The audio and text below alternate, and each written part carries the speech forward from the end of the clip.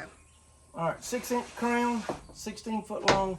This is MDF, so it's super hard to coat without chipping. So what I'm gonna do is I'm gonna show y'all how to 45 it in the corners to make a decent joint in the corners with just 45 it. If it was wood, then I would cope it. But I've already tried coping, and I'm not good enough with crown mold or a coping saw to cope this without chipping the front of it. It's just hard to do. You'd have to have a really fine tooth coping saw if you're gonna do it like that.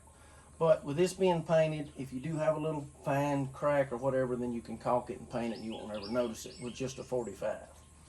But I'll show y'all, I've got some smaller trim that's wood, and I can show y'all a coping video on that. But what you want to do, this is the way I do it. I'm sure everybody's got their own way of doing this, but this is the way I do it.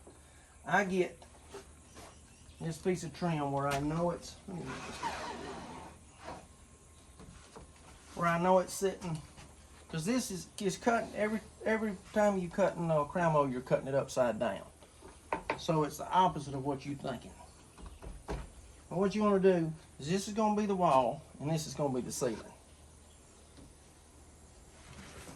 What I want to do is I want to get it where everything sits flat on the top and flat on the bottom. And then we'll make a mark.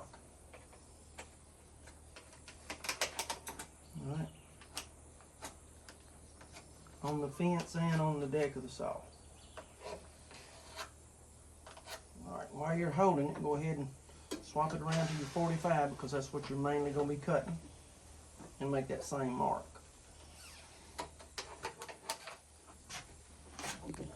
Other way.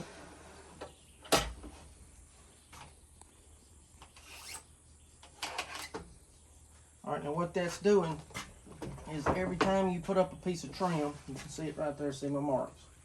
Every time you put up a piece of trim, you're going to be going by these marks on the deck and on the fence of the saw, and you know you've got everything the same.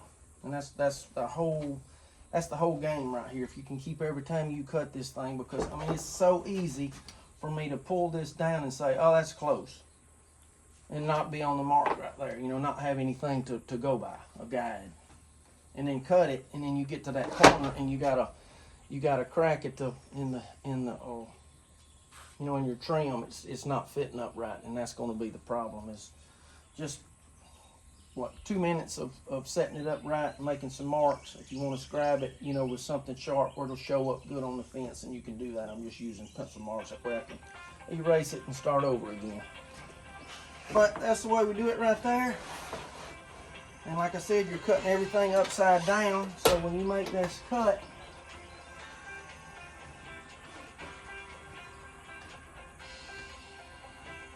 everything lined up like you want it, and then you make that cut. I ain't got my safety glasses. Yeah, I got some glasses right there.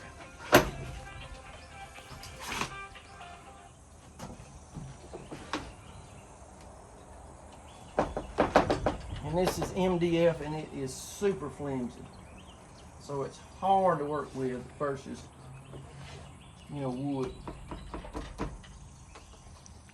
But it's a whole lot cheaper. Like I said, you got to keep it on that mark. And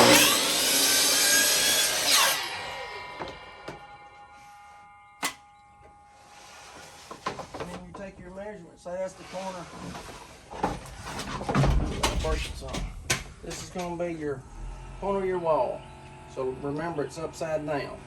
So you're going to take your measurement in between the two walls, pull off of that point right there. Can you see it?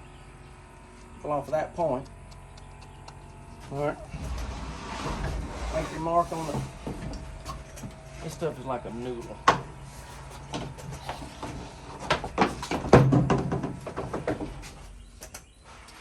But like I said, it's cheaper.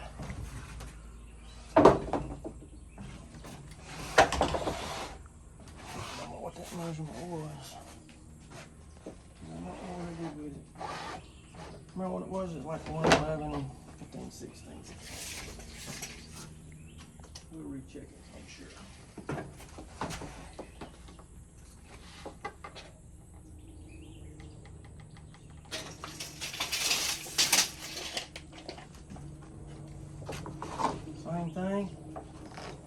saw this way, 45 degree. I'm not gonna cut it, but I'm gonna show you how to cut it because I want to recheck it. Measure twice, cut once, because this stuff is expensive. Make that cut right there, put it in the corner, you should be good. Appreciate y'all. All right, what I've done is took a measurement between two walls. This is a different size trim here and a different kind. This is out of pine, so it's gonna be a little easier to coat. But I took the measurement between two walls. I've cut my long point there and my long point there. Now this is upside down. This trim is gonna go up like that, but you're cutting it like that. And I've got my marks on my fence and my deck down here, so I get it the same way every time. Now, coping it. Put my glasses on here where I can see what's going on. Now this tooth on this is real aggressive. You might want to get one that's a whole lot more finer. It'll do a better job and it won't grab so bad. So let's try it though.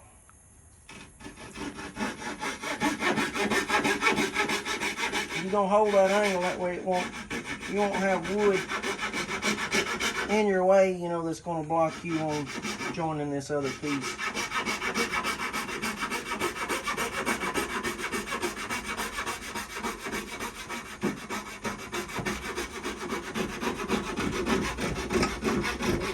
Yeah, it's aggressive. You're just gonna follow that contour the way that blade cut it.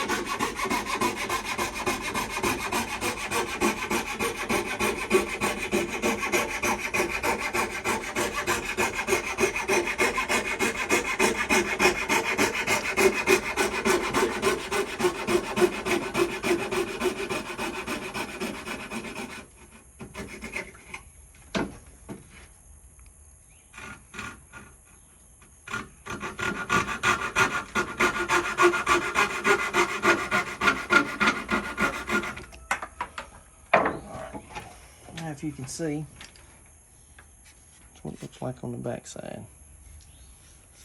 All right, now I'll show you why we're doing that.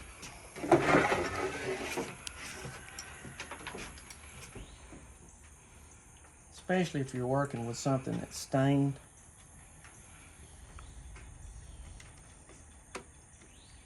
See, if you're working with a stained, you know, like clear trim or something, then you don't have to worry about puttying or caulking or anything like that, and it just makes a better joint. And that's versus just 45ing it in the corners. Anyway, maybe that'll help y'all out. Appreciate y'all.